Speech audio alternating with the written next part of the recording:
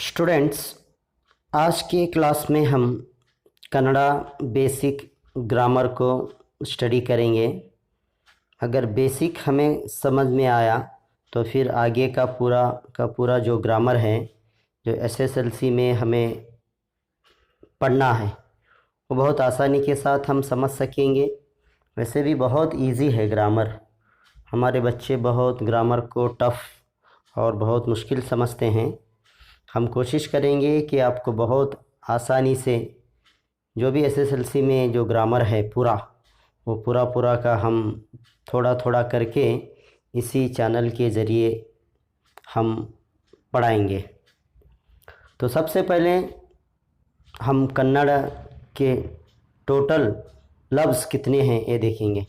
जैसा कि ये हमने पढ़ चुका है, आपने पढ़ा होगा एलकेजी यूकेजी से लेकर एसएसएलसी तक आपने यही पढ़ा है, ये जो आपको याद भी है।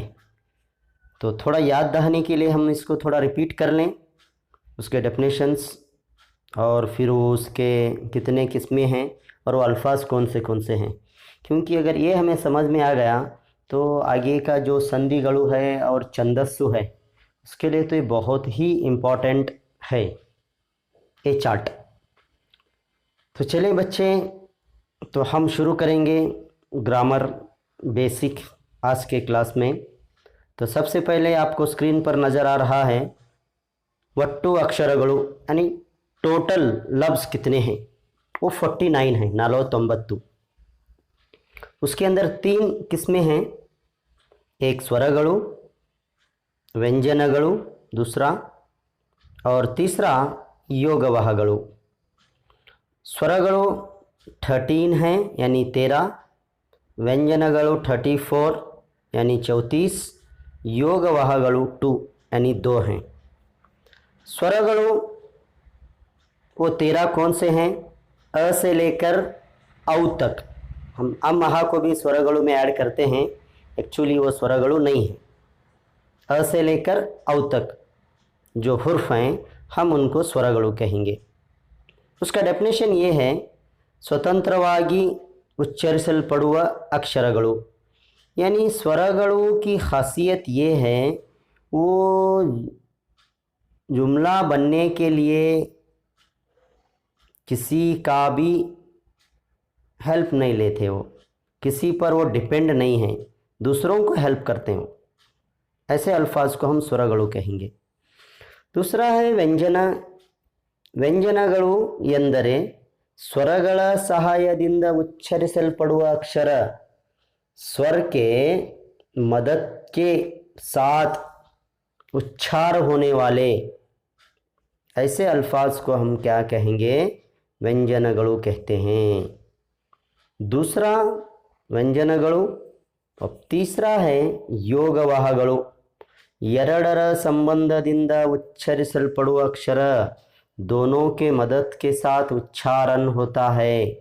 स्वर का भी और व्यंजन का भी हेल्प लेकर जो उच्चार होता है, ऐसे अल्फाज को हम क्या कहेंगे?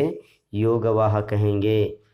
स्वरगळु ये मुख्तार है, किसी पर डिपेंड नहीं है उच्चार होने के लिए। व्यंजनगळु स्वरगळु के ऊपर डिपेंड है, और फिर योगवाहगळु स्वर और व्यंजन दोनों पर डिपेंड है। ओके, अब स्वरगळु में 3 किस्में हैं, जैसा कि आपको नज़र आ रहा है स्क्रीन पर।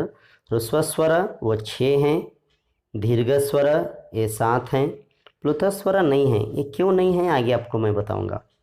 ह्रस्वस्वर ಒಂದು ಮಾತ್ರ ಕಾಲದಲ್ಲಿ ಉಚ್ಚರಿಸಲ್ಪಡುವ अक्षर, एक हुर्फ को पढ़ने के लिए जितना टाइम लगेगा, वन वर्ड को प्रोनाउंस करने के लिए कितना वक्त लगता है, उतना ही वक्त हम लेंगे, उसको कहेंगे हम ह्रस्वस्वर।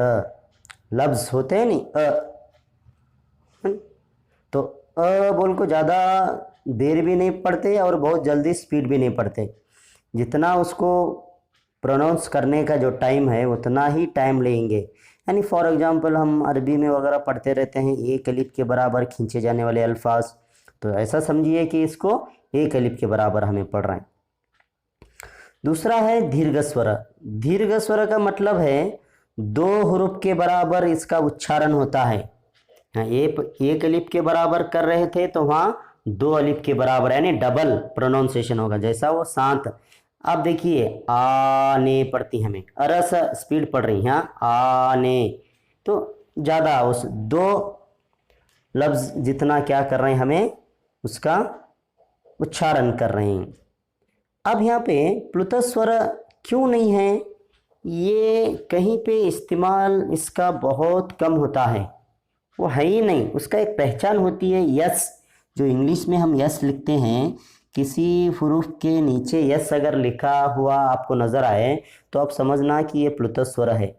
फिर ये कहाँ यूज़ होता है, ये जस्ट ड्रामे में यूज़ होता है, जहाँ पे बहुत ज़्यादा गम की कोई ख़बर सुनाना है या खुशी की इजहार करना है, ऐसे 2 जगहों पर क्या है नहीं ये प्लुत स्वर का इस्तेमाल होता है। जैसा कि इसका एक एग्जाम्पल है, कुक्कू कहा जाता है, या हारामा, या फिर अय्यो।